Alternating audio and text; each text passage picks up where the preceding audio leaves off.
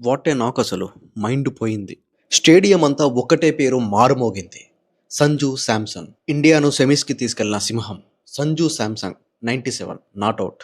ఒక నెల రోజుల క్రితం అతనిపై ప్రశ్నలు. ఫినిష్ చేయలేడు, ఛాన్స్ ఎందుకిస్తున్నారని. ఈ రోజు అదే పేరు స్టేడియం అంతా మారుమోగింది. ఆ పేరు సంజు శాంసన్. వెస్టిండీస్ ఇచ్చిన టార్గెట్ 196. నాకౌట్ లాంటి మ్యాచ్. ఒక్క ఓటమంటే టోర్నమెంట్ అవుట్.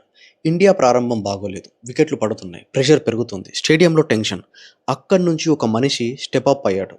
12 ఫోర్లు, 4 సిక్సర్లు, 50 బంతుల్లో 97 నాట్అవుట్. ఇది కేవలం స్కోర్ కాదు, ఇది సమాధానం. ప్రతి షాట్ వెనుక ఒక స్టేట్మెంట్ ఉంది.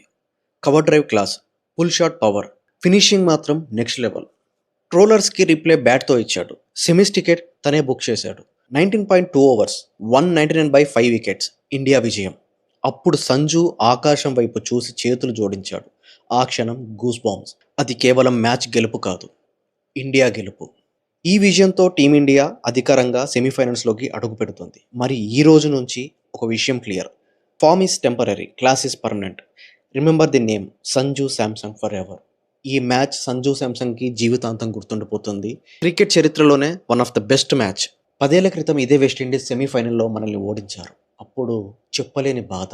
10 ఏళ్ల బాధకి బ్యాట్తో సమాధానం చెప్పాడు సంజు శాంసన్. ఈ గెలుపు జీవితాంతం గుర్తుండిపోతుంది. Remember this night, remember this innings, remember the name Sanju Samson. జై హింద్.